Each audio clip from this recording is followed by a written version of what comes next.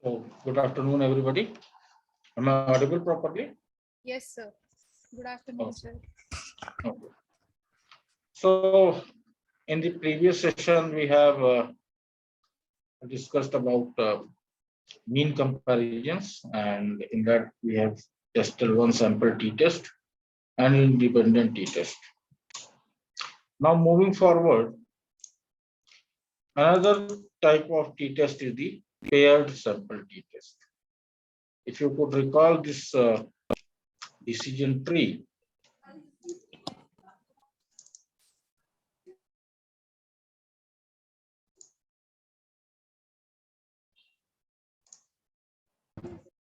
that if you have dependent samples, means if you have two categories of independent variable, but both categories are from the same population rather than from different populations, right? Pre and post effect on the same group of respondents, or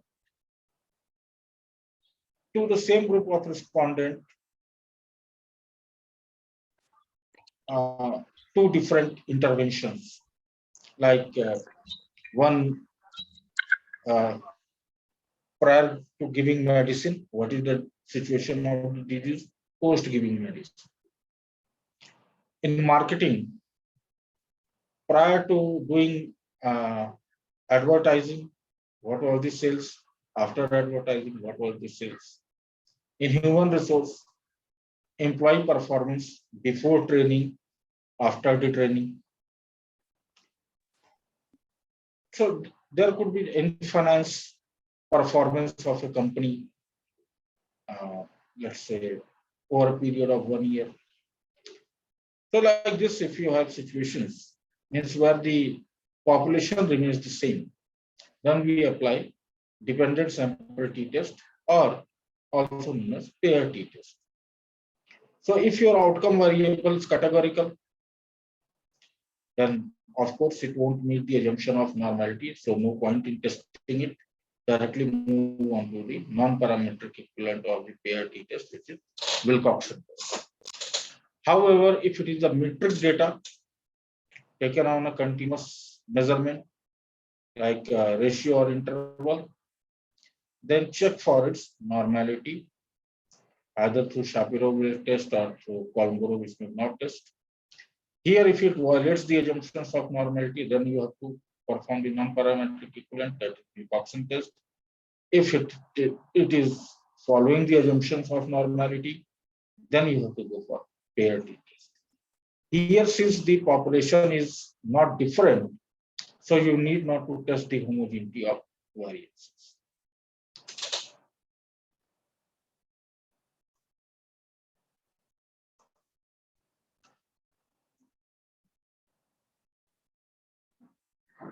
So the common uses of pair t-test is to test the statistical difference between two time points, like pre and post. Statistical difference between two conditions prior to giving training, or when medicine was given and when medicine was not given,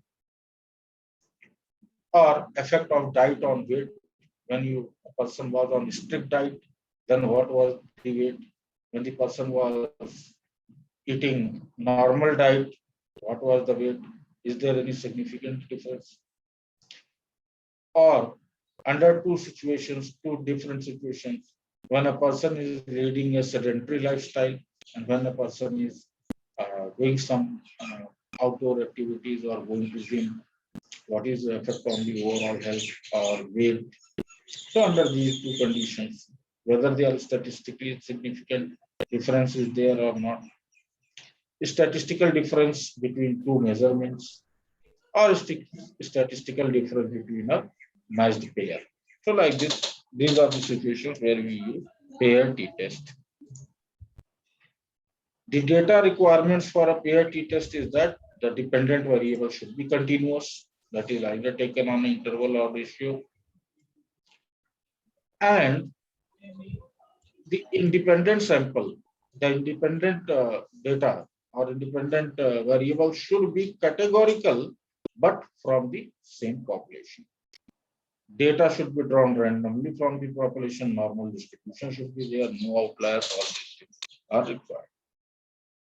If any of these assumptions are not met, then you have to go for Wilcoxon's sand rank test. Here, the hypothesis will be the same as the hypothesis in the independent t-test. That mu1 is equal to mu2, means both the population means are equal. That means there is no significant difference between both the population means. And mu1 is not equal to mu2, means the paired population means are not equal, means there exists a significant difference between the paired population.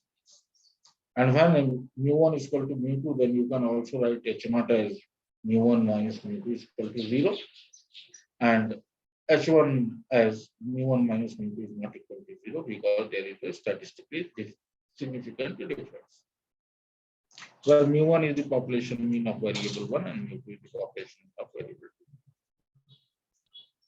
So data already I have told you what is required.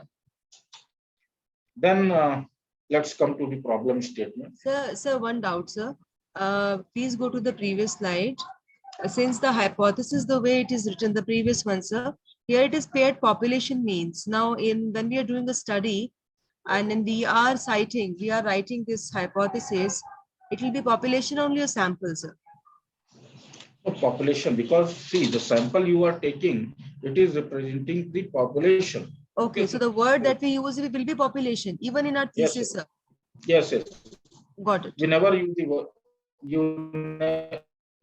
See, when you are drawing sample to represent the population and want to test the difference between, see, first test that you perform is the one sample t-test. From there, you come to know that your sample is representing the population or not. If it is representing the population, then overall, whenever you will write the word population rather than sample. Got it, sir. Got it. Okay. Because the sample that you are using is the representative of the population, and you will generalize your result to the entire population. Okay. Yes, sir.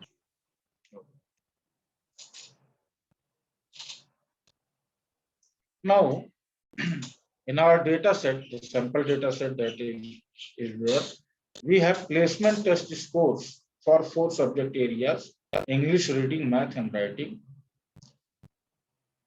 of students. And suppose we are particularly interested in reading and writing sections. We want to know that whether the reading and writing score of the same respondent or the same student is statistically significant from each other or not.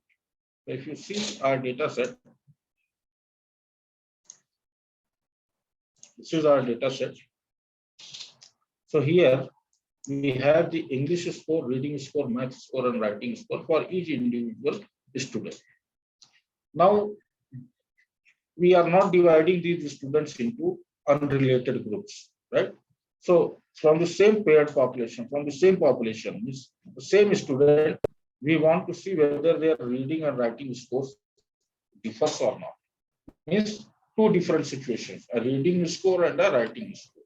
And we want to test that whether it differs or not for the same set of respondents. For that, we will do paired t-test.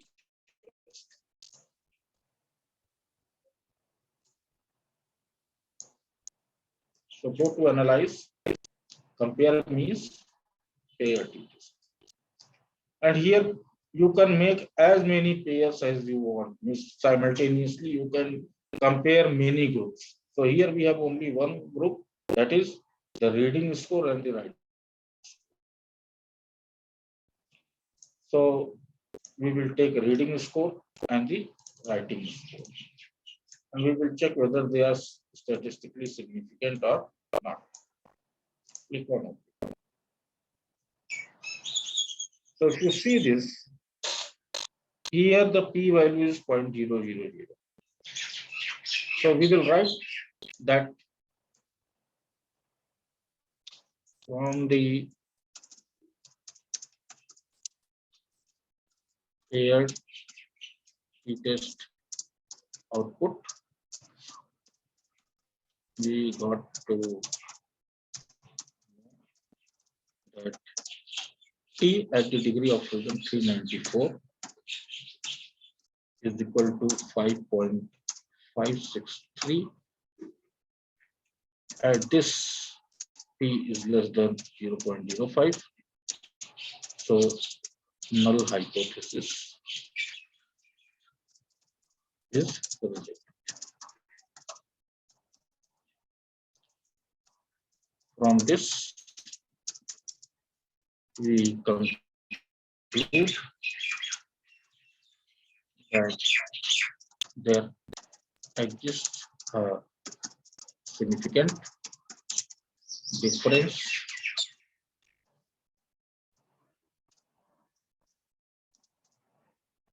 between the reading and writing scores of the students. Now, further you can write the reading score, the mean reading score. The mean reading score for the mean reading score was found to be 82.06, and the mean writing was found to be 79.54. So there is a mean difference of 2.52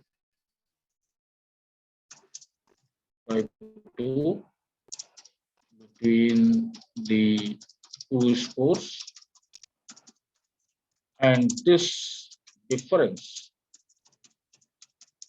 is statistically significant at 95% confidence interval. So this is the overall. Voice कहाँ से इसमें होता है?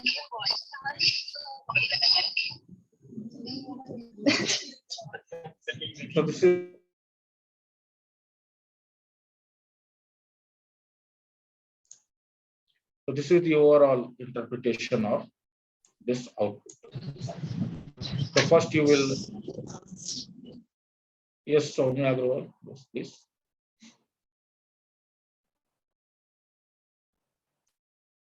Soumya Agrawal, you have a question. Yes. Yes, sir. Good afternoon. Sorry to interrupt you, but I have 2-3 questions. It's okay, so it's okay. I thought of asking you now. Sir, 2-3 things are. One is, first of all, the calculated value of P value is 5.563 according to the table. According to the T table, we have some value at this level of freedom, at this degree of freedom. Why are we not comparing 5.563 to that table value and then saying that whether we are accepting or rejecting null hypothesis? Why are we comparing P value to 0.05 at all? That is my first question.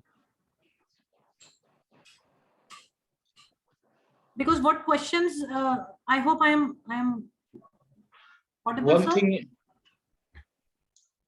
yes, see, one thing you can do, that you can test this value against the T value, right? Yes, sir. Okay. So from there also you can see, but then you need to have a T table with you, right? Yes, sir. So here happening, see, already I have that we test this significance. See, mean difference we got here now 2.52. Okay. Yes, sir. This is the mean difference. What I'm trying to say that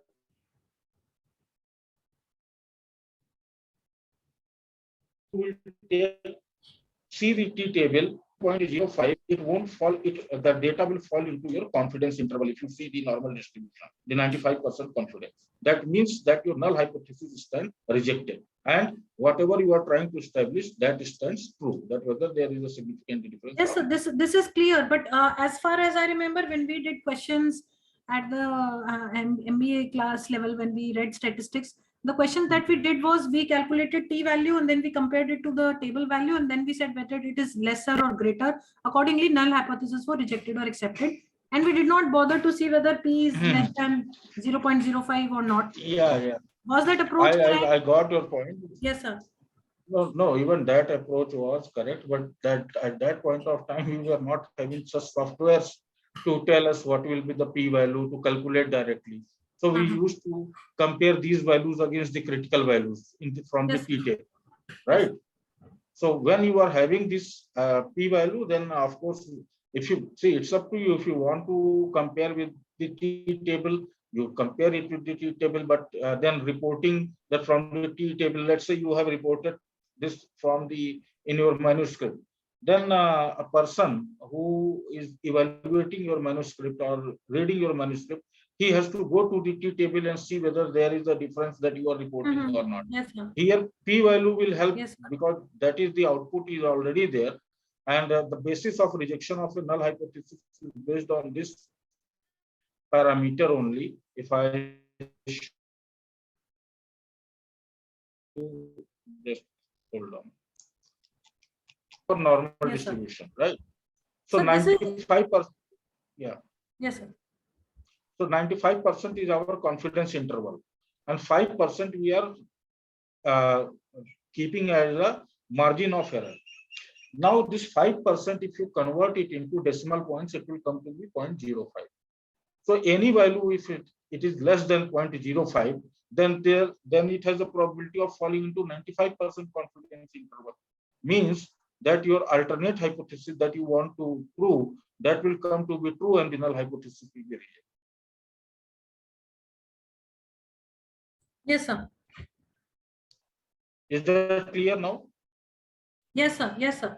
This is clear, sir. I was just wondering why are we not taking t-value, but because it is not available in the software, it does make sense. See. When we have been taught statistics with a manual method, then we used to go with the T table or Z table or F table, and from there we see what is our value and what is the value reported in T. But here, since the software is giving you this p-value, so based on p-value, you can say whether your hypothesis will stand accepted or rejected. Yes, sir. Because already you can see, I have said here, there is a mean difference of 2.52, and it is statistically significant at 95% confidence interval. Means it is not falling into our error zone, that is 5%. So because p-value is less than 0.05. Okay. So our alternate hypothesis. So that means that there is a significant difference. If there is a difference, but this p-value is greater than 0.05, right? Then of course your confidence interval will decrease from 95% to something else. The more it is, let's say if your p-value is 0.6, that is 6%. Your confidence interval will shrink to 94%. The moment your confidence interval shrinks to 94%, that means that the statistical significance won't be there. It has to be 95% or more than that. Okay. Yes, sir. Sir, the example, I don't think so. It is dependent. It is an independent sample example, right? Sorry? Sir, the reading and writing example that you just gave, it is not a dependent sample example. It's an independent sample example. No, this is a dependent sample example. Sir, but there is no after before. Reading and writing, they're like simultaneously we are looking. There is no after a period of time we are seeing. So how come it is dependent?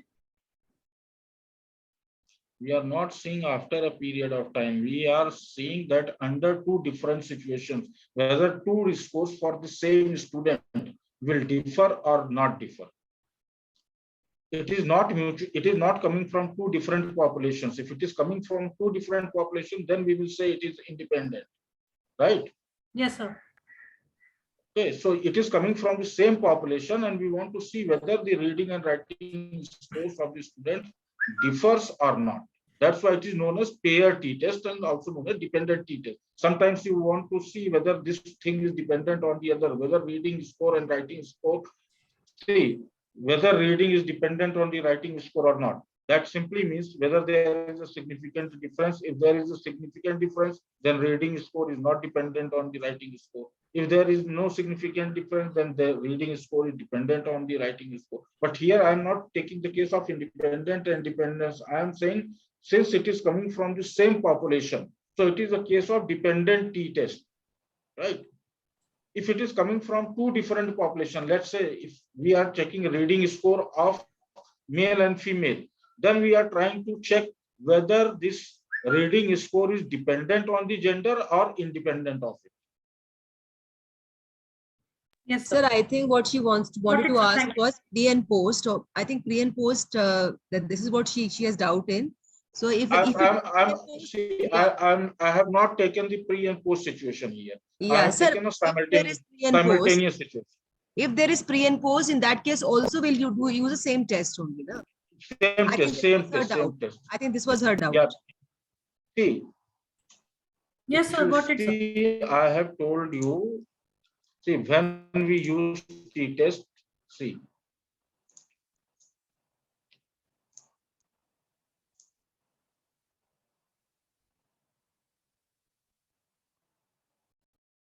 it is used to test the statistical difference between two time points. This is the pre and post situation. Statistical difference between two conditions. Okay, two different interventions. Statistical difference between two measurements. What I have taken is the statistical difference between two measurements, the reading score and the writing score.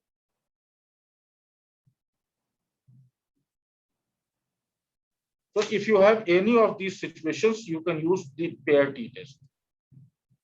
Is that clear? I have taken the third case, statistical difference between two measurements from the same population. From the same population. Yes, sir. Is that clear? Yes, sir. Very much clear. Yeah. So if I take some pre and post situation, let me see this data, whether there is some pre and post situation. Then no, here in the data, there is no pre and post situation. So I have taken the third situation under two different measurements, the reading score and writing score. If it is coming from two different populations, then we will say it's the case of independent t-test. If from the same population, then pair t-test.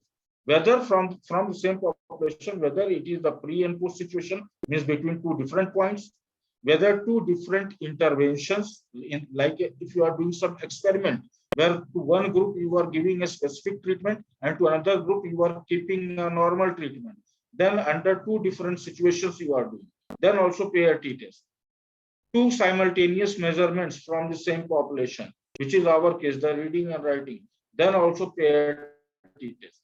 When between two halves, like a person's capability of listening from the left ear and the right ear, or the vision capacity from the left eye and the right eye, whether it is statistically same or there is some difference. In all these cases, we will apply paired t-test. The moment your observation is coming from the same population, you have to apply pair t-test. Am I clear on this now? Yes, sir. Yes, sir. Okay. Yes, sir. Clear, sir. Fine.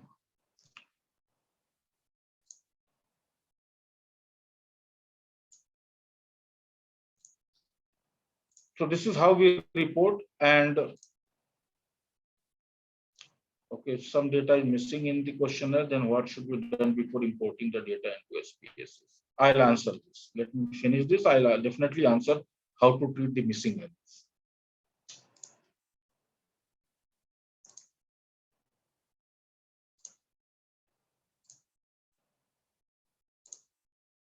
Now coming to the generalized linear models. So we have 5 types of generalized linear models. Why we call it a generalized linear models? Because they fit on a straight line. This is statistical model. And there is a linear association between the variables. So regression is also one kind of generalized linear model. But regression is applied when both of your variables are continuous in nature.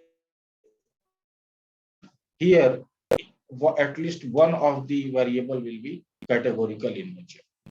So there are 5 generalized linear models. We'll be discussing on the first generalized linear model, that is ANOVA, analysis of variance. Otherwise, we have analysis over GLM2, we have factorial 4, and mixed design ANOVA as GLM5.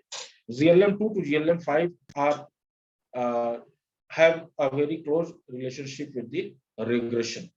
So once you understand regression, then you will be able to understand the generalized linear model from 2 to 5.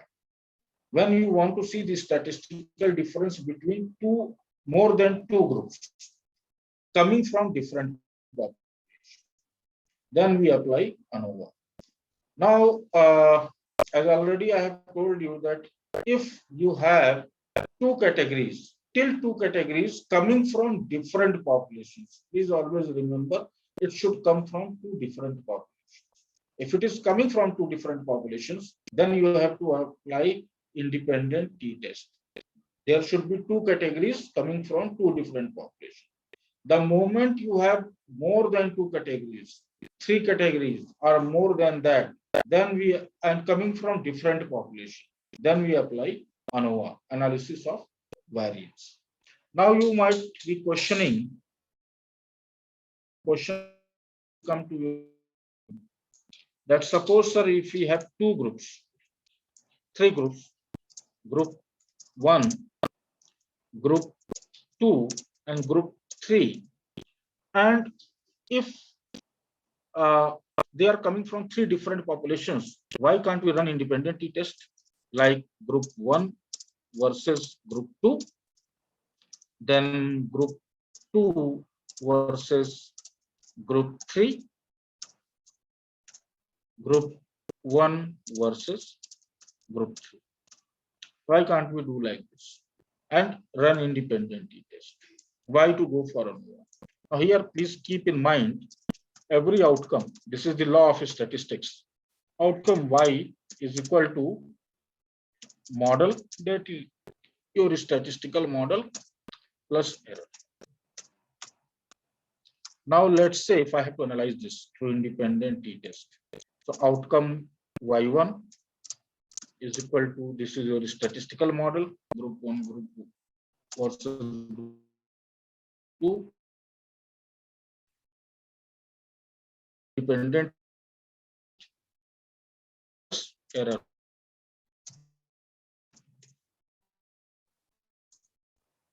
Y2 error 3.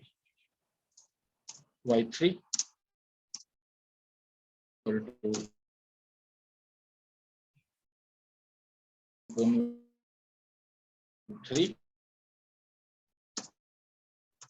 error 3. If we are doing like this, y is equal to group 1, we use this symbol for group versus group 2 versus group 3. This is the ANOVA model plus error. Which one is better? This model is better or this model is better?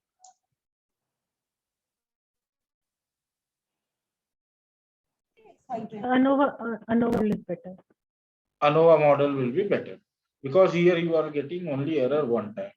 If you are doing it multiple number of times, you will get multiple number of times the error. So more errors you will get. So your model won't be fit.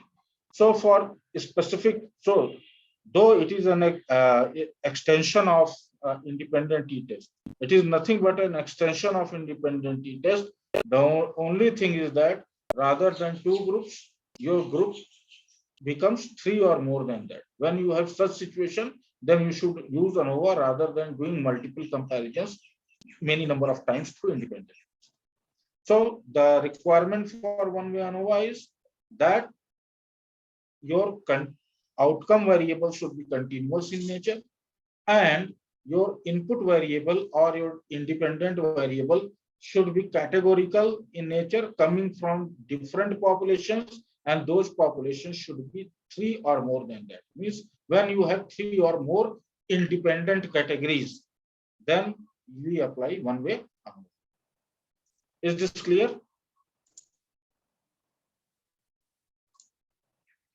When to apply ANOVA and why not to apply independent t-test in this case? Now let's see our data. Here there is a data called smoking and sprint. Sprint is this is the time taken by person to jump a distance. So this is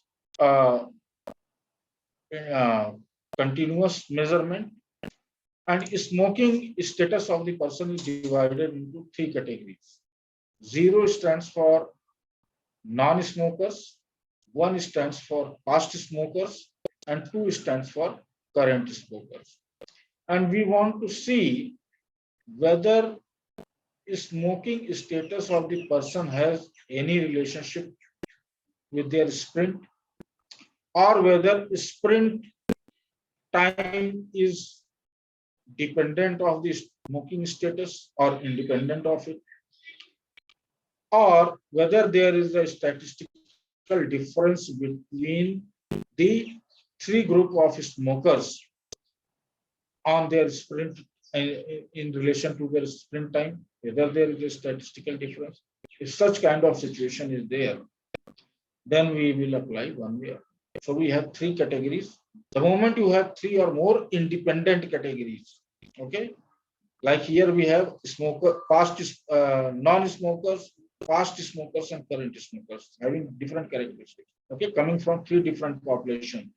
0 is representing the population of non-smokers, 1 is representing the population of past smokers, and 2 is representing the population of current smokers. And we want to see whether their sprint time will differ as per their smoking status, or will it remain the same. Is there any statistical difference? So we can do like we can compare non-smokers with past smokers, then past smokers with current smokers, then non-smokers with current smokers. But again, the model will yield 3 times error, and that won't be a good fit. So we will apply here ANOVA. So go to analyze, compare means, and select one-way ANOVA here. And here you have to take the sprint as the dependent variable, smoking into factor, and click OK. Now here you will get the F value. Here rather than T value, you will get Friedman's value. It is known as Friedman's value. So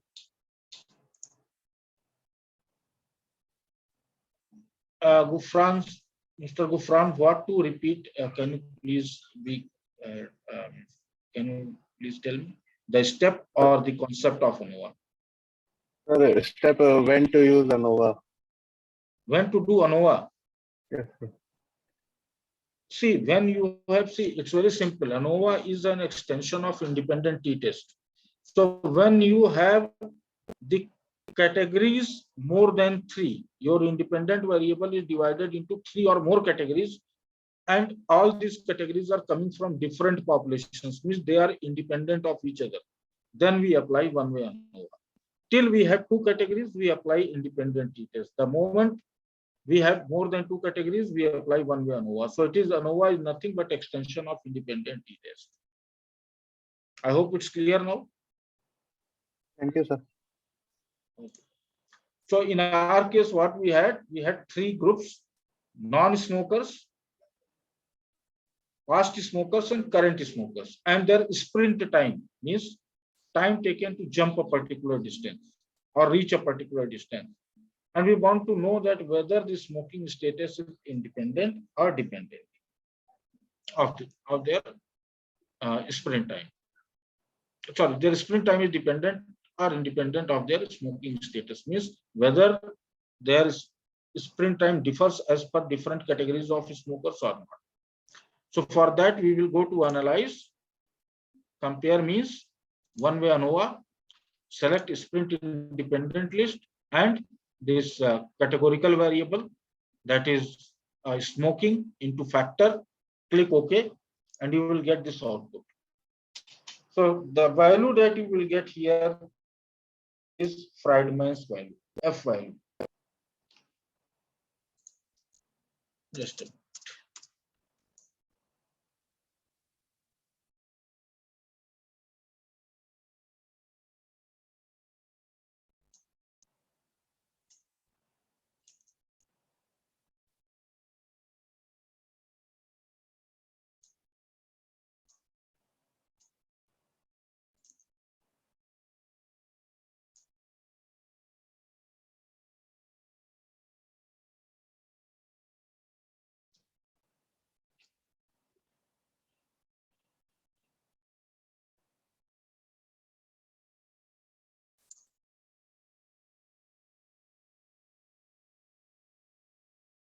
So this is what you are getting, the Friedman's value, and this is your P value.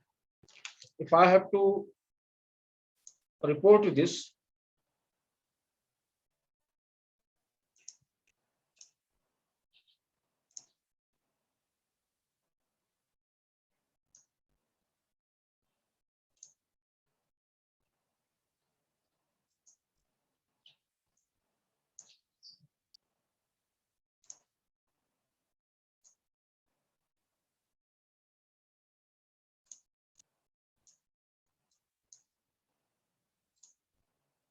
so here I will write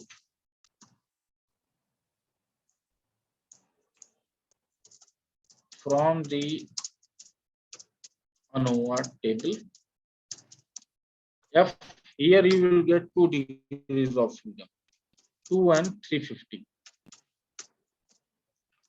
is equal to 9.209, and P is less than 0.05. So null hypothesis is rejected. From this, we conclude that there is a significant difference between the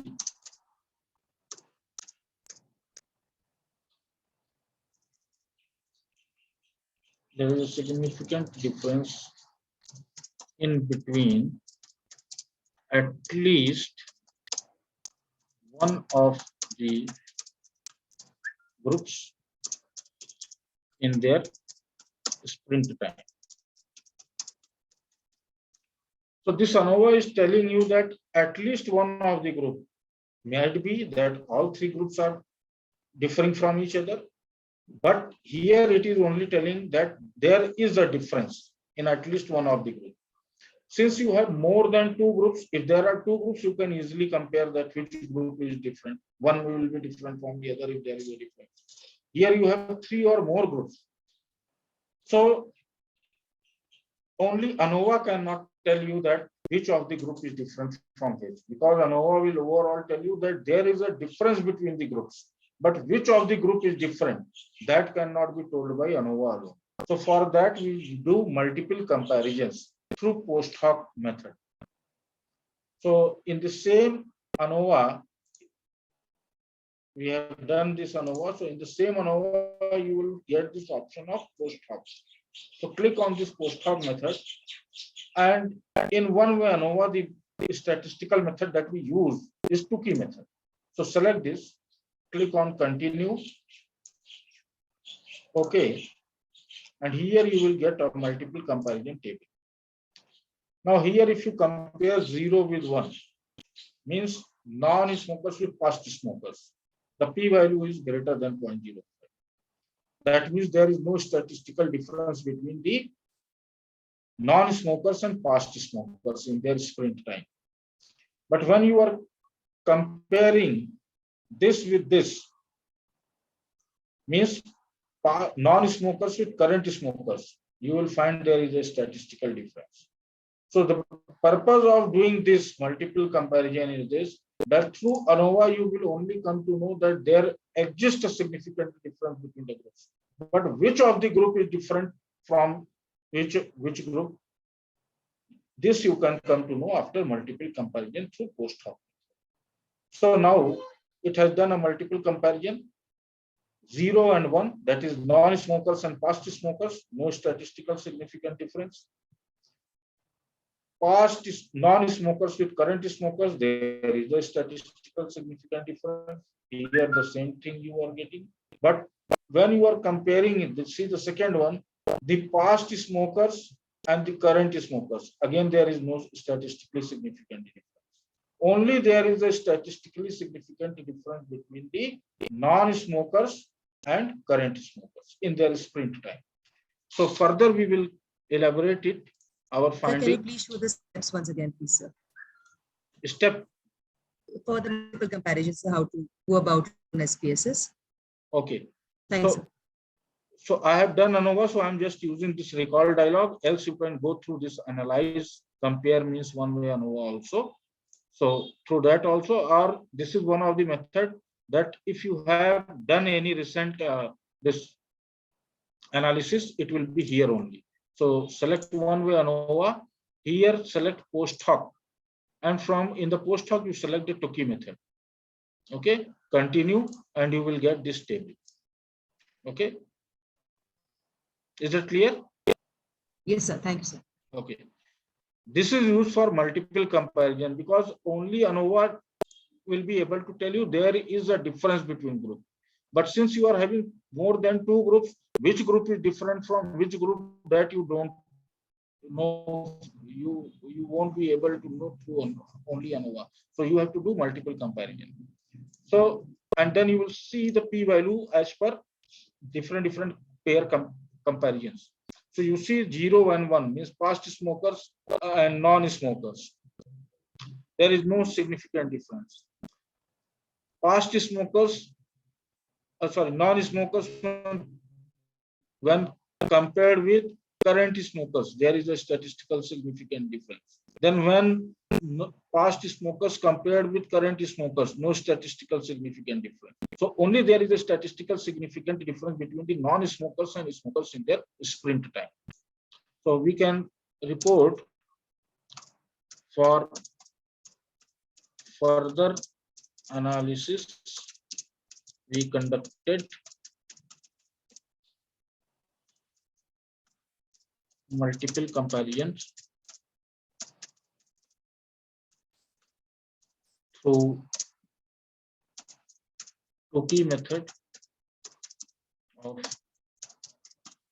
post hoc analysis and found that only non-smokers and current smokers differs significantly in their sprint time. There is no difference, there is no significant difference found between the non-smokers and current and past smokers, and also no significant difference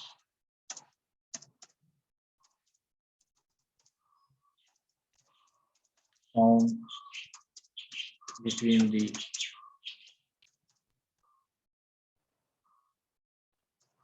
past smokers, that is group 1, and current smokers. So ANOVA table told you that there is a difference between the groups, but post hoc analysis is actually telling you that which of the group is different.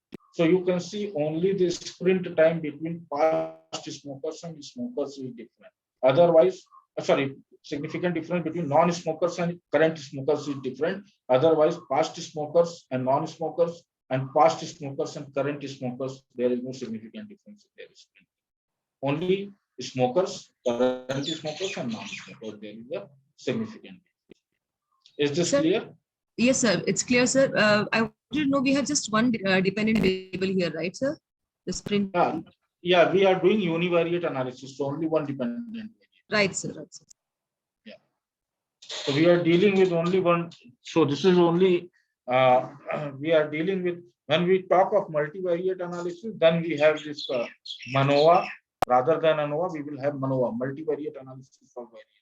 When you will be having more than one outcome variable. Here you had only one outcome variable, one dependent variable.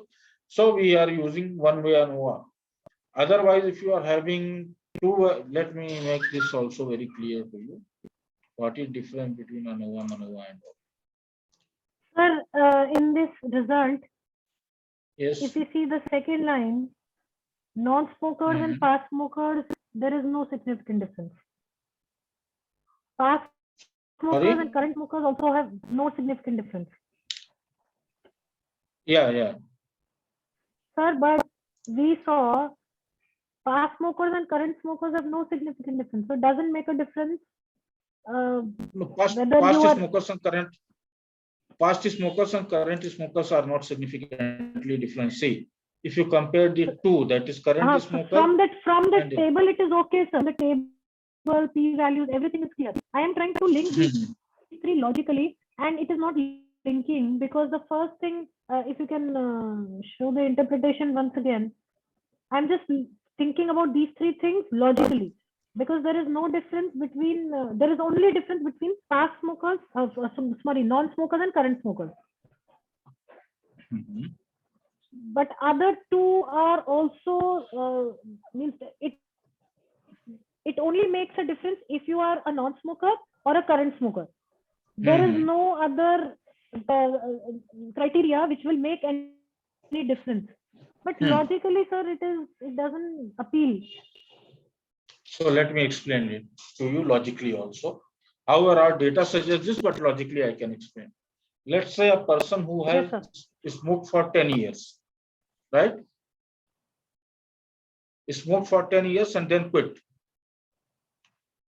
Will his running stamina be same as the person who is a non-smoker? Should not be, sir. His running stamina, somebody is smoking currently and somebody has quit 1 month back. Will they differ in their running capacity? Maybe, sir, but I am not talking about biologically. According to this table, there is no difference, because we saw that non-smokers and past smokers, there is no significant difference. According to this data, it is showing. Okay, so we are going with the data. So logically, if you see, either of the things could happen. Let's say some person who has quit long back, then he might be a person who may differ significantly from the smoking person in running capacity. But somebody who has quitted just 1 month back and smoked for 10 years, so there are chances that his running capacity and the smoker person running capacity will be the same, right? So that's how it is showing. Okay. Sir, but it is showing that past smoker and current smoker also there is no significant difference. That I am not very convinced about. So past smoker and current smoker, there is no significant difference. That was the third interpretation. I'm talking about the past smokers and current smokers only. That somebody who is categorized as past smoker, chances are that he just quit 1 month back and categorized as past smoker. He smoked for 10 years. Yes, right? And just he has quit 1 month back. He's categorized as past smoker. will his running capacity and the current smoker running capacity will be different? I don't think there will be difference. Yes, sir. So that might be the case. So this is one data. Through that data, I'm trying to explain. I am not saying that whether, see, whenever we do a hypothesis test, also there are chances that we end up in doing type 1 error or type 2 error. Yes, right? sir. So this seems to be a case of that error, that we are failing to reject a null hypothesis that stands true in the population. There should be a difference, but we are saying there is no difference. Yes, sir. Might be our data is suggesting that, and there are chances we are ending up in type 2 error, right? Yes, sir. So that might be the case due to data. But what data is suggesting, that I am trying to explain to you. Hope this point is clear now. Yes, sir. Thank you. So the moment your variable, outcome variable is more than one, this will become the case of MANOVA, right? If in the ANOVA, you are bringing in some covariate as a controlled variable, then it will be ANCOVA, analysis of covariance. Again, if the outcome variable is more than one, then it will become MANCOVA. So we are talking only of univariate analysis. So this is the thing that we are talking of.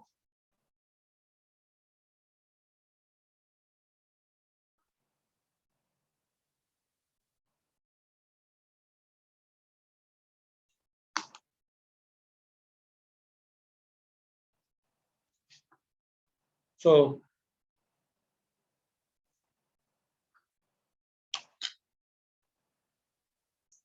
this was one way, ANOVA. Now we'll take 10 minutes break. Is this ANOVA clear? Any question on this? No, sir, very well explained. Thanks a lot, sir. Thank you. Okay, we'll take a break of 10 minutes and then we will continue with the test of associations, that is chi-square and correlations.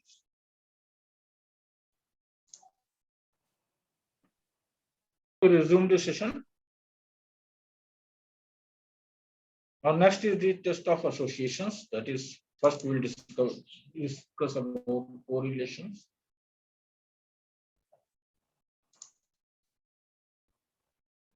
Is my screen visible? Yes, sir. Okay. So correlations are basically divided into two parts, that is bivariate correlations and partial correlations. So in the bivariate correlations, we have four types of correlations. The metric correlation, parametric correlation, which is also known as Pearson correlation or Pearson product moment correlation, and Spearman, which is also known as interclass correlation, and it is the non-parametric equivalent of Pearson correlation. Then we have another non-parametric correlation, that is Kendall-Tau correlation, and biserial and point biserial correlation also, which is used for categorical values. Then we have partial correlation. But before we go deep into this, let's understand what correlation is. Suppose you have a variable y and you have a variable x. You want to see how x and y are associated with each other.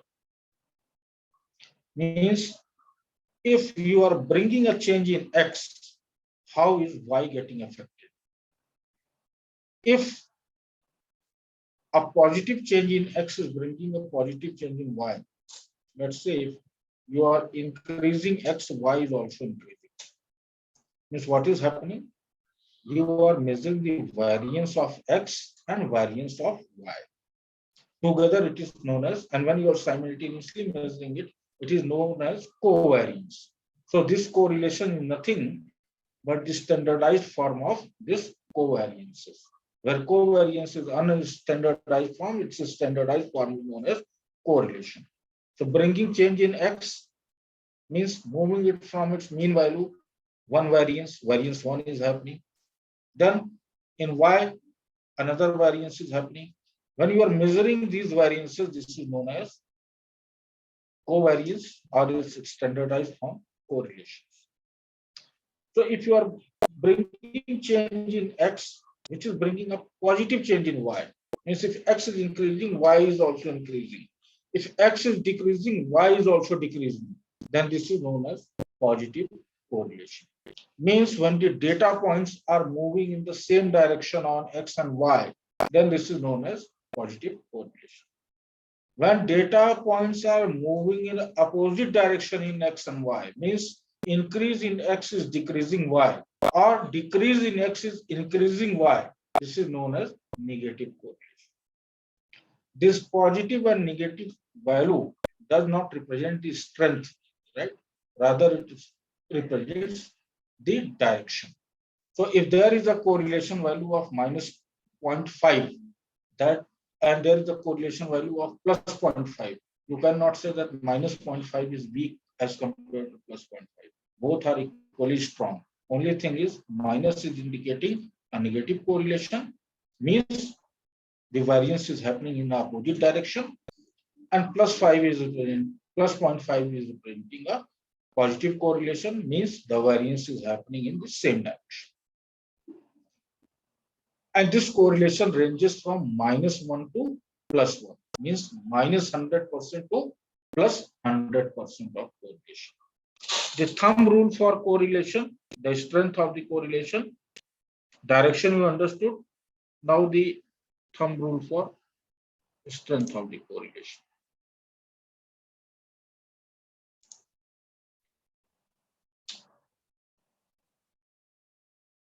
From 1 to 25%.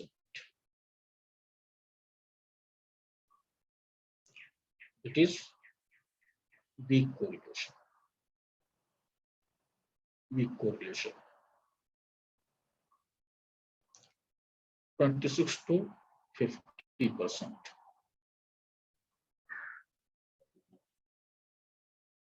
Moderate correlation.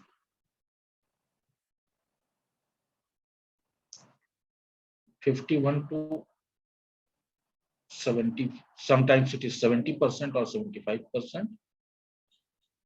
Strong correlation. Greater than 75%.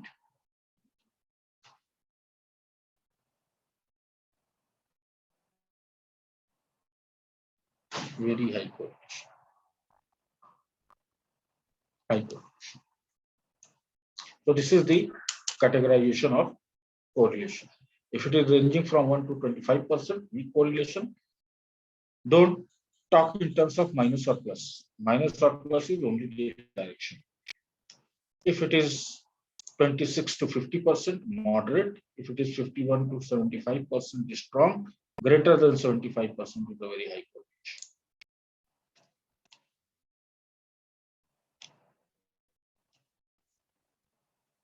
And this correlation can be visualized through scatter plots.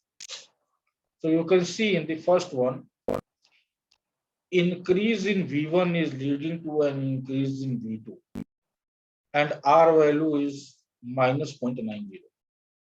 Means there is a negative correlation to extent of 90%. Here, there is no pattern seen between the relationship between V1 and V2. The plots are scattered. So this is no correlation. R is equal to 0. Here R is equal to 0.90. Means increase in V1 is leading to an increase in V2. That simply means that there is a 90% positive correlation. Now this correlation and this correlation are equally strong. Only thing is that this is negative correlation and this is positive correlation. That's it. So variance and covariance I told you. Now how to decide on a correlation? Which correlation to apply? So if your variables, both the variables. If I'm talking of variable means both variable x and y. If they are metric, test for normal distribution. If it follows normal distribution, move ahead. If it does not follow the normal distribution, move on to the non-parametric correlation. If it passes the normality test, then you see whether sample size is large or small. If sample size is small, then again go to non-parametric correlation. If sample size is large, then go to the parametric correlation, and we have only one parametric correlation, that is Pearson or Pearson product moment correlation. If data is categorical, means any one of the variable is categorical.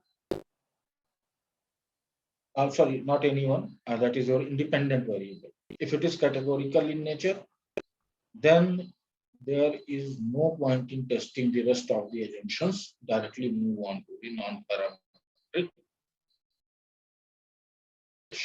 It could be Spearman correlation, it could be Kendall-Tau, it could be biserial depending on the type of the data. And I'll explain one more. So the hypothesis that we frame is that the population correlation coefficient is 0. That is, there is no association between both the variables. And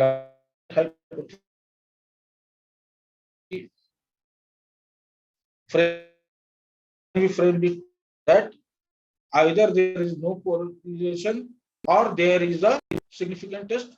We say that either there is no the null hypothesis is there is no correlation, and we can say that the correlation is positive or the correlation is negative. Greater than 0, positive correlation; less than 0, negative correlation.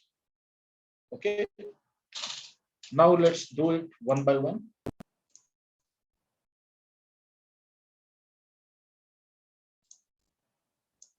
So first open this data, examanxiety.sav.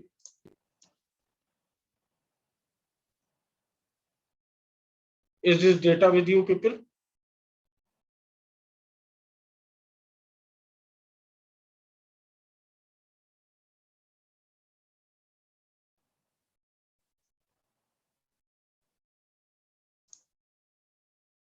Okay. Now here we have three variables. The number of times time spent revising hours, which is an interval variable, score in exam, and anxiety. All three are continuous in nature. Since they are continuous in nature, and we want to see what is the association between them. How revision time,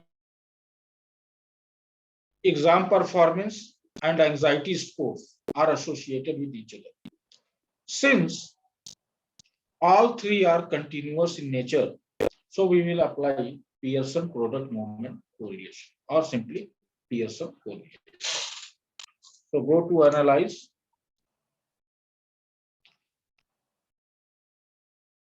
correlate, bivariate, and select all these three. Revise, exam performance, exam anxiety. By default, here Pearson is clicked, keep it clicked. Test of significance, we want to take. Now see. And here also in the option, you can do one thing. In the options,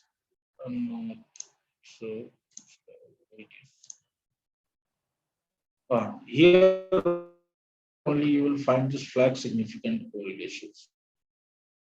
What will happen? The correlations that are significant if you compare time spent revising with exam performance. Association between time spent revising and time spent revising will be 100%. No need to see this. Time spent revising an exam performance, 0.397. So there is a moderate positive correlation between time spent revising and exam performance. There is a negative strong correlation between time spent revising and exam anxiety. There is a negative correlation, and that correlation is strong also because 70.9% it is, and it is also significant because p value, if you can see in both the cases, 0.0. Now, if you see the relationship between exam performance and exam anxiety, again there is a negative correlation, and that is significant. And it is a negative correlation. What does it mean? So we will write like this.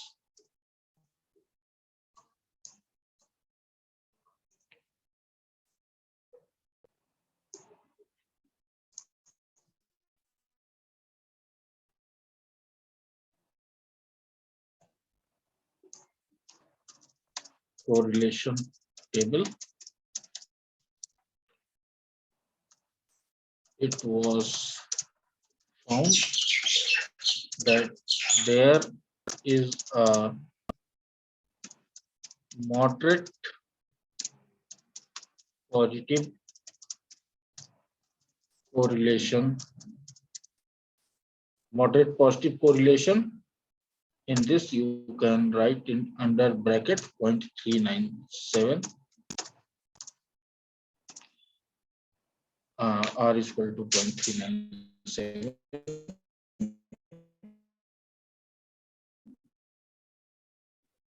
Small r is equal to time spent revising and exam performance.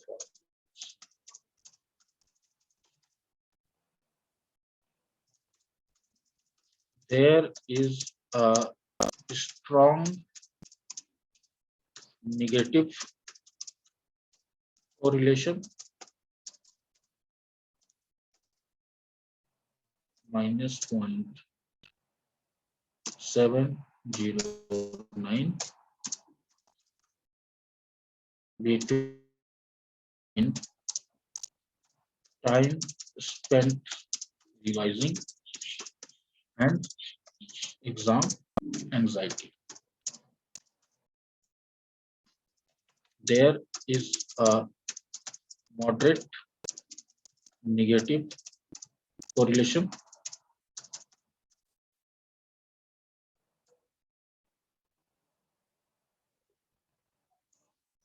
R is equal to minus 0.441 between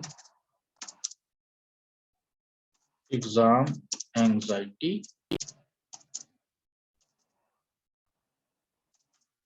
and exam purpose.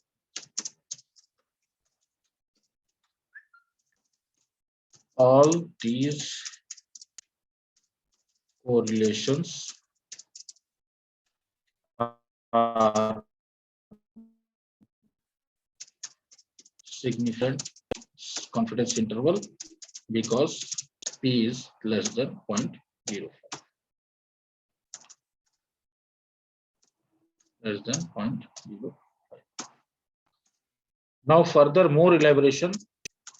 This means that if time spent revising increases by 1 unit, exam performance increases by 0.397 units or 39.7%.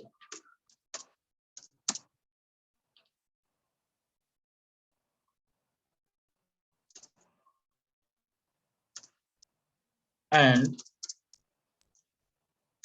exam anxiety decreases by 0.709 units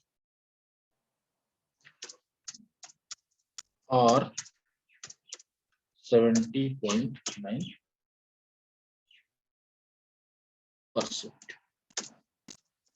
Also, if exam anxiety increases by 1 unit or 100%, exam performance decreases by 0.441 units or 44.1%.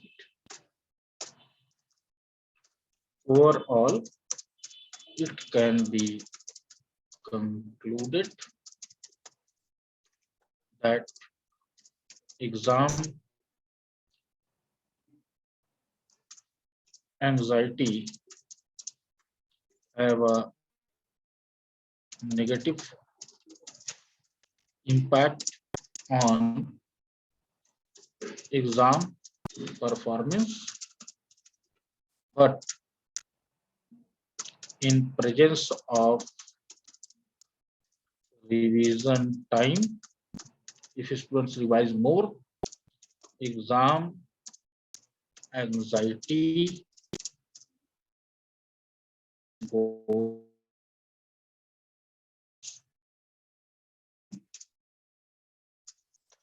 in turn. Is this relationship clear?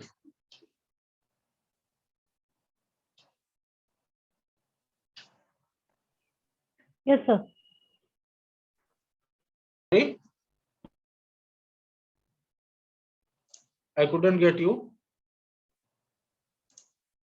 Yes, Is this sir, clear. yes? Yes, sir, very much clear. Okay. So this is the correlation between these three variables.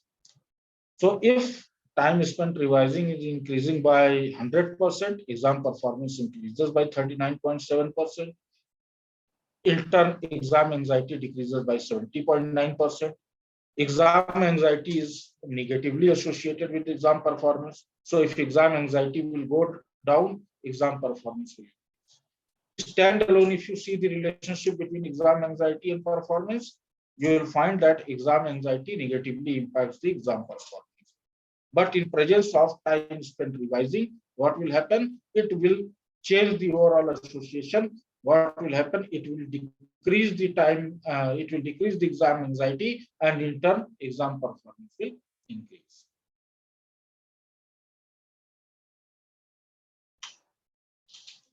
So this is Pearson correlation.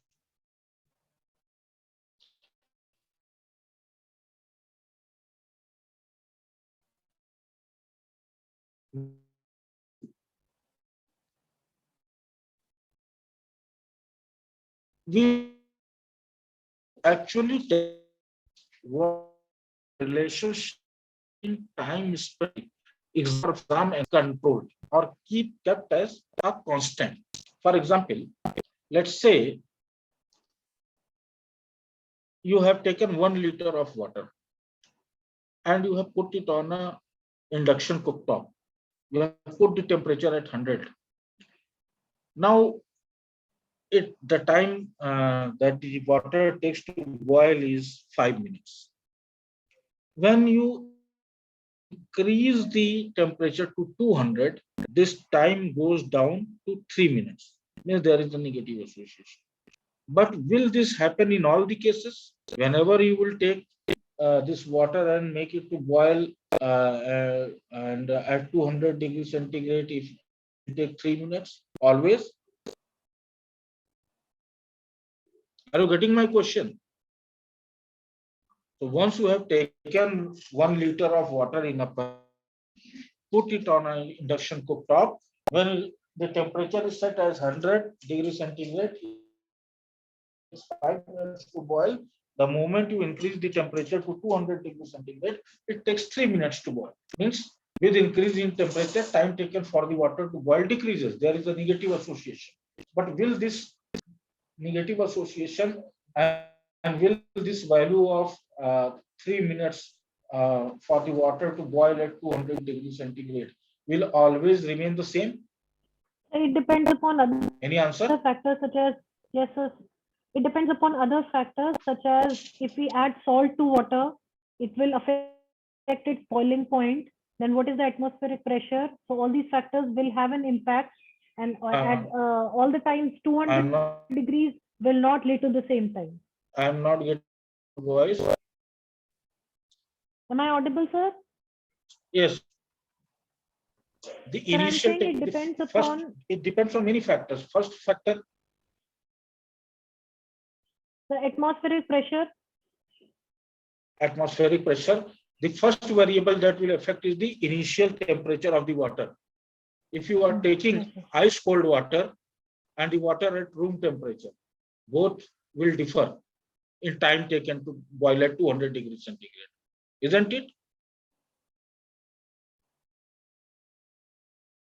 If you are taking two samples, one is ice cold water and one is water at room temperature, then again their time will differ at 200 degrees centigrade. If you are taking 1 liter of water in another pan, 2 liter of water, then again it will differ. Atmospheric pressure, lot of things. These are known as extraneous variables. So there are two main variables, a dependent variable and independent variable. Then there are intervening variables, which either mediates the relationship between this dependent and independent variable or moderates the relationship. So sometimes when you want to find the true association, when all these extraneous variables are also present, then these extraneous variables you need to be controlled. In that case, the correlation that you apply is known as partial correlation. So here in our case, we want to test what is the actual relationship between time spent revising and exam anxiety when we standardized or controlled. Sorry, what is the actual relationship between anxiety and performance when we control time spent revising? Because this entire relationship between performance and anxiety was being affected by time spent revising. What if we want to see the exact relationship between exam performance and exam anxiety when time spent revising is also present, but in a controlled form? You want to have a control on time spent revising. You want to make it a constant. Then in that case, we will perform partial correlation. So in which situation partial correlation is applied? Is this clear?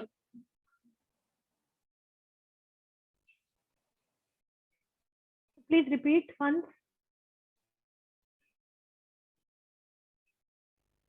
I am saying that when we wanted to test the actual relationship between exam anxiety and performance while standardizing or having control over the time spent revising, like in our water case, what we said, that we will take all samples of water at room temperature. Means we have what we have done, we have standardized the initial temperature of water. Similarly, here we are going to standardize the time spent revising, because earlier we had seen that the relationship between exam performance and exam anxiety was affected by time spent revising. So if time spent revising is also present, and if we standardize it and control it, then it will become the case of partial correlation. Similarly, in any of the case, when you want to find the relationship between two variables, where a third variable is also present in the system and is affecting this relationship, then we need to have a control on that third variable to check the relationship between our two main variables. That is known as partial correlation. So in our case, we want to test the exam performance and exam anxiety relationship while time spent revising is also present, but we want to control it. Then this becomes the case of partial correlation. Now, is it clear?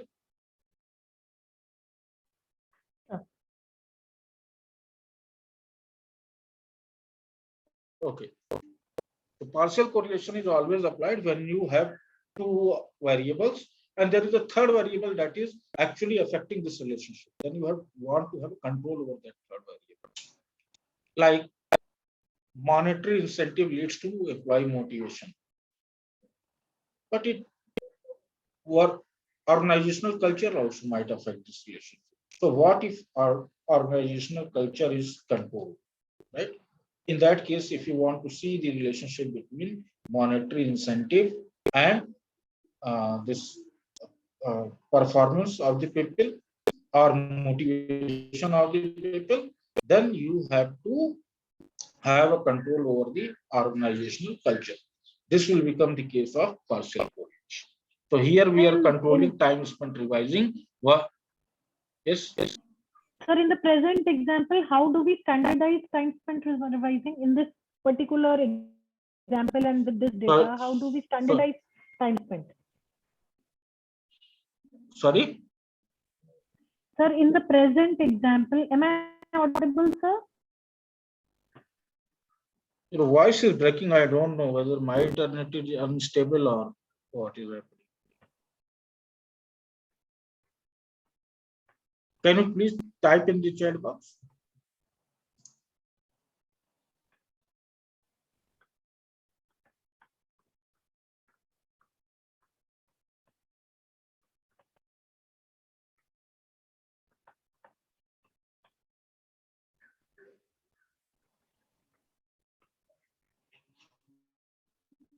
How do we standardize time spent revising in the present example? I'll show you. We need to control on this. So what we will do, go to analyze, go to correlation, and now rather than bivariate, select partial correlation. So we want to see the relationship between exam performance, exam anxiety, and controlling for time spent revising. Now it will be controlled, standardized. Click on OK. And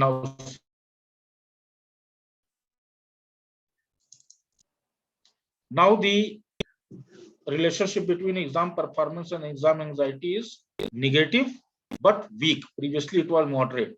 When we have standardized the time spent revising, it is coming to be 24 minus 0.247. Means when we see relationship between exam anxiety and exam performance while controlling for time spent revising, we found that there is a weak negative minus 0.247 correlation between them. So if exam anxiety increases by 1 unit or 100%, exam performance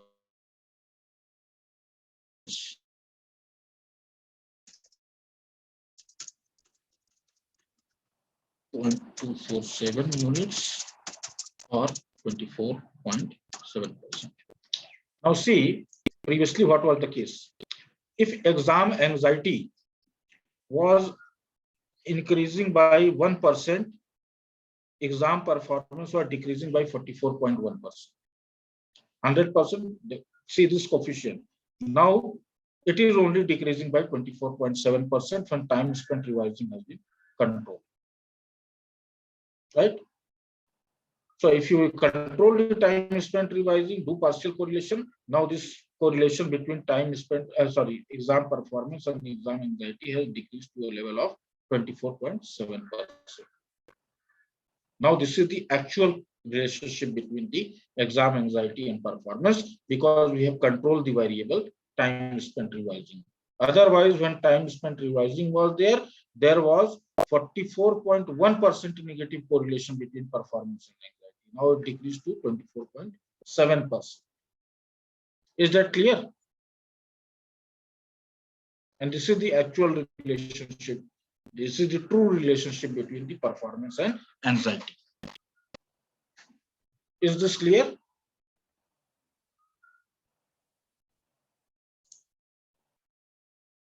Like, see, is an R or 2 like a standard value? No, we are not putting it as a R, 1 R or 2 R. Overall, it will automatically make one standard value for it. What is that standard value? That is not revealed here, but it will be standardized. Like, see, let's say I want to find association between age of a person and their height. So there is a relationship. As age increases, height also increases. But will it be true in all cases? After 18, scientifically it has been proven that after 18, after the age of 18, there won't be any correlation between the age and the height. Isn't it? So we have to have a control on this age factor. Means if you have to see the real correlation between age and height, then we have to take only samples to the age of 18, not beyond that. Otherwise, it will turn out to be the spurious correlation. So if you want to find true correlation between exam anxiety and performance, then the third variable that was affecting this relationship needs to be controlled. Once you control this, then you will get the actual correlation. So this is the partial correlation. I hope now it's clear when to perform a partial correlation. When there is actually only two variables, there is no third variable, then you perform normal correlation by variable. But when you believe that there is a third variable also which can affect this association, then you have to control that third variable and then conduct a partial correlation. So these two were types of parametric correlations. Now coming to non-parametric correlations. Let's say one of your variable, outcome variable is or y, or let's say you have two variables v1, v2, where one is continuous, another one is categorical. That too in categorical, it is ordinal, rank order. So outcome one is continuous, another one is ordinal. Then here we cannot apply Pearson correlation. So here we have to apply Spearman correlation or interclass correlation. For that, open a data set known as the biggest liar.sa.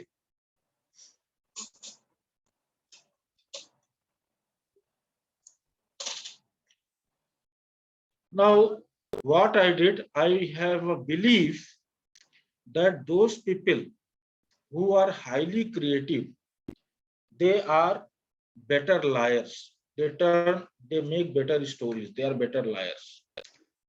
So what is the association between creativity and turning out to be a better liar? A competition was held.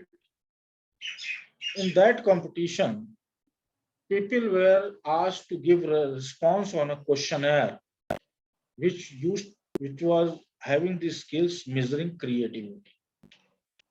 So these are their creativity scores. Based on this, they were ranked in a competition. The competition is known as the biggest liar. So those persons who stood first were the biggest liars, then second, then third, based on their creativity score. Now we want to find a relationship between creativity and person coming to be becoming the biggest liar, or person having better chances of becoming a liar, where becoming a liar was measured by giving them rank orders in the competition. as per their rank orders, first, second, third, fourth, and so on, they were ranked based on their creativity score. And I want to find what is the association between these two activities, their creativity score and position in the competition. So you can see that creativity score is a continuous variable, whereas this position is ordinal rank. So we will run Spearman correlation. Is this clear to you? Is the problem statement clear?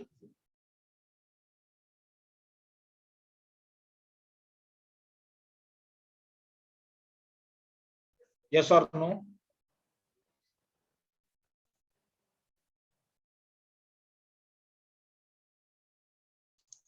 Okay.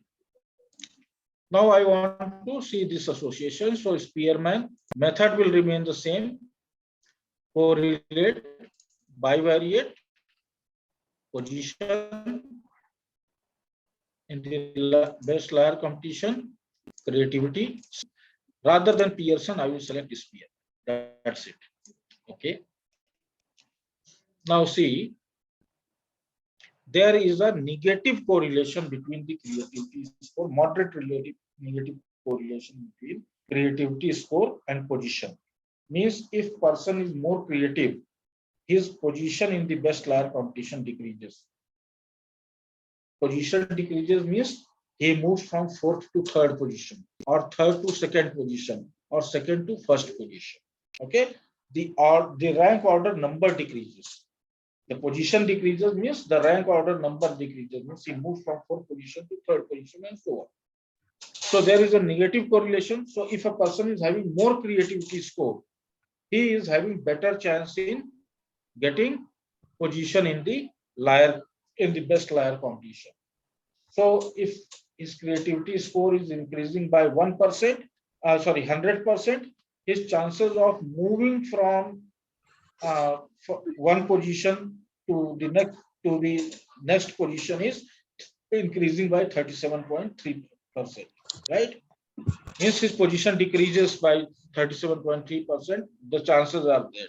Means he will move from the fourth position to third position or so on.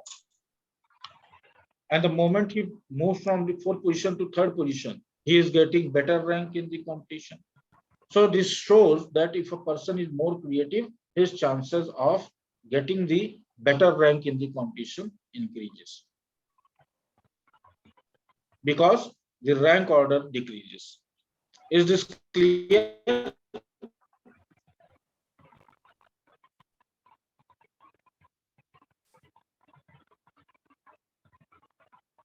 Is this clear? Let me write here. Spearman correlation.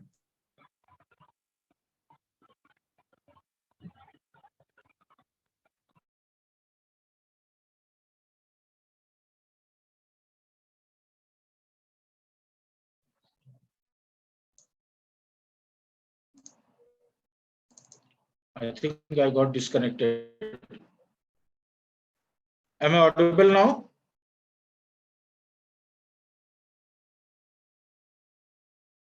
Am I audible now? Okay, I got disconnected. From Spearman correlation, we found that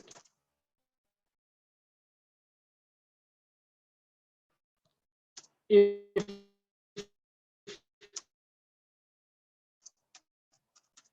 creativity is there, moderate negative correlation between the creativity score and position in the competition.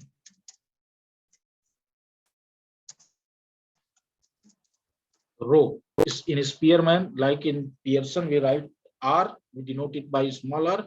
Here we denote it by rho. Rho is equal to minus 0.373. So if a person is more creative, his position rank in the competition decreases. Decreases means he moves from fourth to the third position or third from the second. The more he's creative, he moves from fourth to the third position or third to the second position. That means if a person is more creative, he will turn out to be a better liar. Is this clear, this association? Yes, sir. Okay. Now here is a catch. See, there is another test, Kendall-Tau. What is the difference between Spearman and Kendall-Tau? Both are used when one of the variable is ordinal rank. So when many ranks are tied to one score, that means when many people are getting the same rank, then we use Kendall-Tau. When every individual is getting individual rank, there is no tie between the ranks, then we use Spearman correlation. So always remember, when you are ranking something ordinal on an ordinal scale, and every individual is giving you, let's say you are using a Likert scale, right? And many of the people might be responding on 3, 4, like that. Means many people might be responding on this the same score. Means many ranks are tied.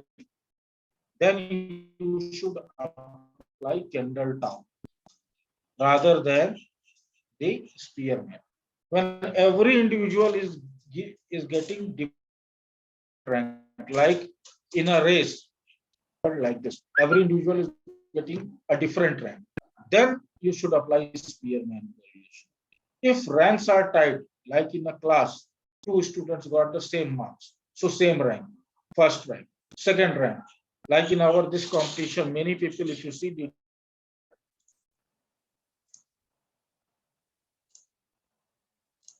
many people got the first rank, many people got the second rank, many people got the third rank.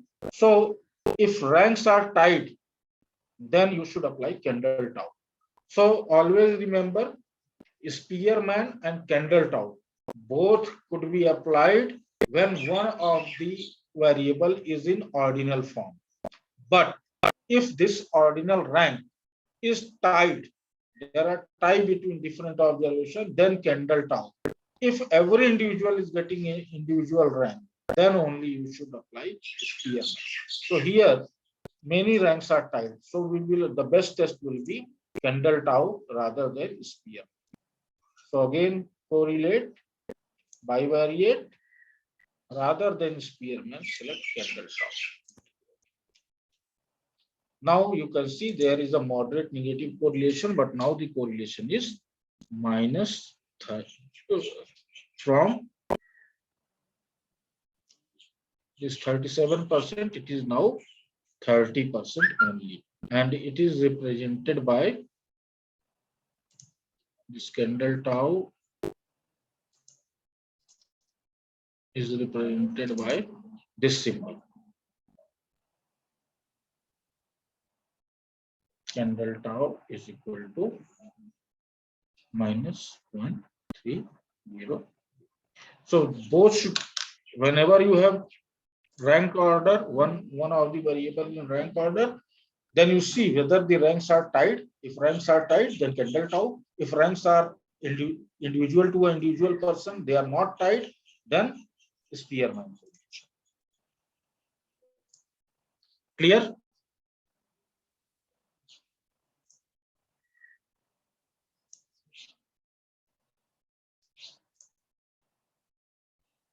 Okay. Now what if one of the variable is dichotomous, only two, means it is categorical, but rather than ordinal rank, it is into two categories. dichotomous, yes, no. Situations like this, fail, pass, living, dead, winner, loser. If this is the situation, one of the variable is dichotomous, then we should apply biserial or point biserial correlation.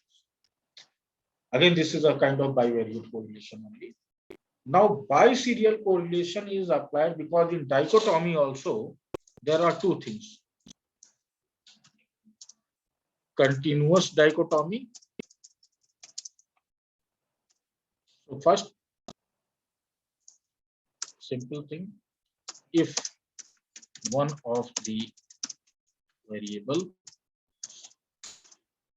only means other will be continuous variables is categorical and dichotomous. It's only two categories. Because if it is more than two, rank order, you can apply. If it is ordinal, then you can apply this, what you say, Kendall Tau or Spearman. But if it is dichotomous, then you have to see whether there is a continuous dichotomy or discrete dichotomy.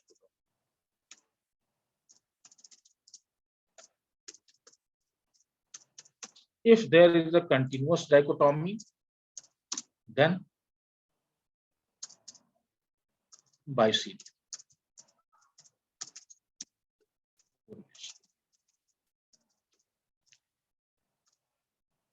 Represented by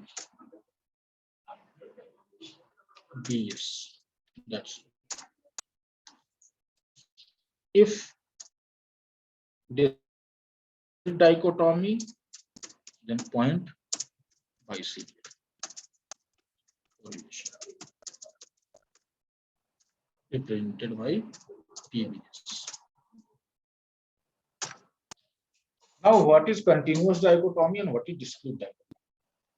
When between your two categories, dichotomous variable, there is some connecting link, then it is known as continuous dichotomy. Cases are very rare.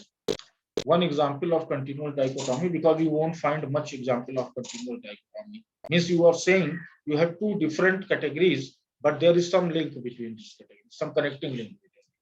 This is very rare situation. Maximum you will find discrete dichotomy, when both the categories are opposite to each other. Yes, no, fail, pass, yes, no, living, dead, loser, winner, like that. But there might be some cases where there is some connecting link between your dichotomous variables, like gender, male, female, connecting link is transgender. Or fail, pass. Let's say 40 marks is passing, somebody got 39. So he's failing by a very marginal value. Somebody getting 41, passing by a very marginal value. There is some continuum between these two categories. If this is the case, then this is known as continuous dichotomy. And then we apply biserial correlation. If both the categories, which is maximum cases, are opposite of each other, for example, living and dead, there is nothing called half dead. Normally we say a person in coma is half dead, but biologically if somebody is vital, these organs are functioning, then he cannot be declared dead. So there is nothing between living and dead. There is nothing between yes and no. So that is the case of discrete dichotomy, and we should apply point biserial correlation. Let's do one example. So file open data is pbcore.sh. Okay. Now here we have done, we have taken two variables, time spent outside of home by the teenagers, and the teenagers have been grouped by their gender. So two categories, dichotomous means one stands for male, 0 stands for female. And we want to see that what is the correlation between gender and time, where gender is categorical and time spent out of home is continuous.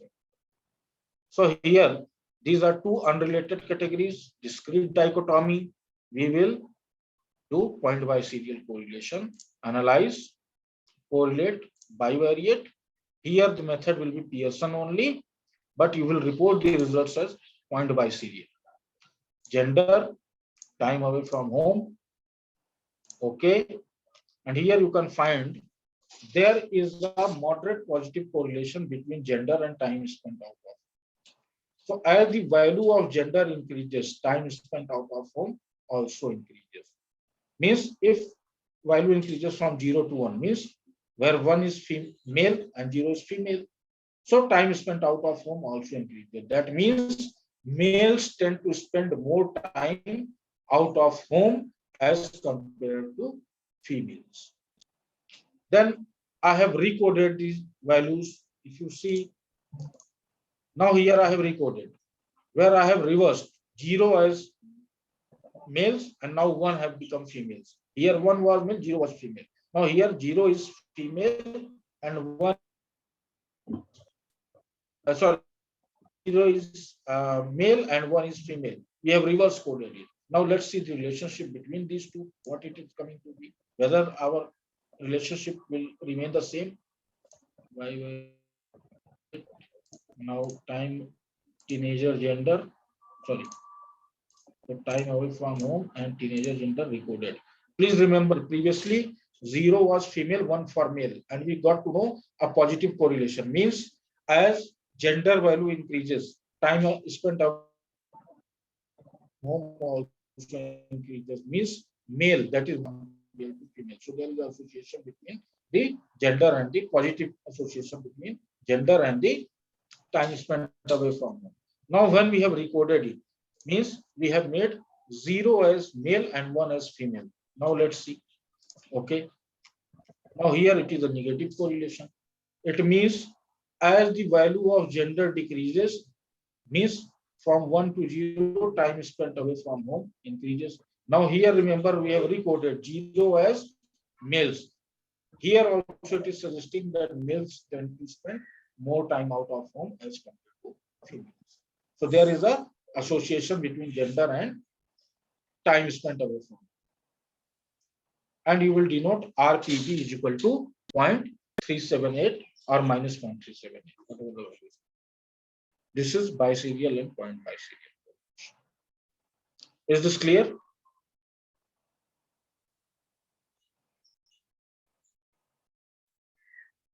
Is this clear? So these are all 5 types of correlations. Now somebody has asked, okay, I wanted to do chi-square. Okay, I'll continue tomorrow with the chi-square, no problem. Somebody has asked how to treat the missing values in a data. So let me take any one example. Not okay. Let's say this. So this is perfectly coded data. Let me remove one of the values or 1 or 2 of the values from here. Now this is the case of missing data. Missing data can happen if you are using a hard copy of the question. Then chances are that a respondent might have not responded to a particular question. And when you are tabulating all the data, you come to find that there is a missing value. Now for one question not being responded, you cannot discard that respondent. And also you cannot afford to go back to that respondent to ask to fill that question, one particular question. However, it will affect, this missing value will affect your overall mean also. And most of the computations are done on the mean, so there will be a problem. Suppose he has responded, but you failed to enter. Again, you have to track that respondent number, go back. Yes, it's a tedious task. The itself is a tedious task to identify, because here I'm taking only one variable. Let's say you are having 70 items and 2,000 respondents. You will be having close to 1,40,000 data points. How will you identify where is the missing value? So first thing is the identifying the missing value, then replacing the missing value. So we replace the missing value either by the preceding number and succeeding number mean or the overall mean. What will happen? That cannot be the exact value that the respondent has given, but somewhere it will tend to bridge the gap between your mean value. So either you substitute it with the overall mean or take the preceding mean and succeeding mean. But it is always a better idea to take the overall mean, because let's say even if this 41 is missing, then how you will take this preceding mean? So first thing is to identify. So go to analyze, descriptive statistics, frequencies, and click here in statistics mean also, side by side. Continue and click here. Okay. And if you see the output, it will tell you that 3 values are missing, right? And the overall mean is 39.82, which will be 40, right? So three values are missing. Replace them with 40, 40, 40. Now you have replaced. Now when you are replacing it with those, just check what will be the overall mean now.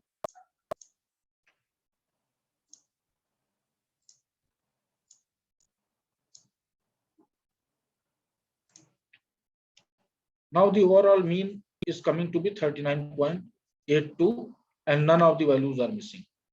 Now I am not saving it. Please remember, when it was exact data, when people have responded properly, what was the overall mean value?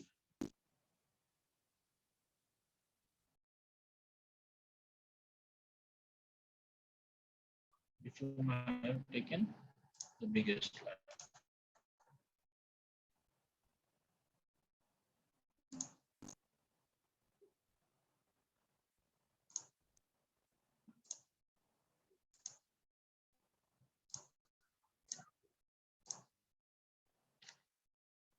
So 39.99 was the actual mean value. So when you replaced, then it came to 39.87, means there is no much difference. So somewhere it has bridged the gap. So rather than leaving the values as blank, please substitute it with the overall mean. Identify, you can take many variables like analyze, descriptive statistics, frequencies. This one also. It will give you the table. It will tell you here how many missing, then what is the overall mean, and then substitute it with the overall mean. This is how we impute the missing values. So somebody has asked me this question. Now is this clear how to impute it?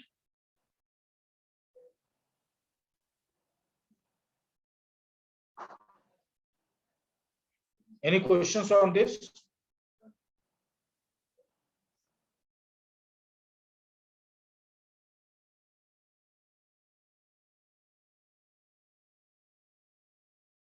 So it's always a better idea to go to frequencies, find out the missing values, and replace it with overall.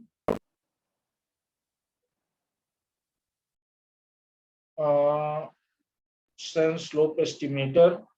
If time. See, for personal things, because this is out of the scope of what we are doing, and we have to do for understanding of every person. So, Ms. Khushbu, I will suggest you that you can, after this workshop is over, you can connect to me anytime and I will guide you through this. Is that okay? Because this is a thing which is very pertinent to your research. So, rather than dragging everybody into this, I'll discuss with you about the man-Kendall test and sense slope estimator, which you want. After this event, you can get. If you people want, I can, or tomorrow I'll share my contact details. Okay. So, any questions for today? If no question, then we can wind up and see you tomorrow.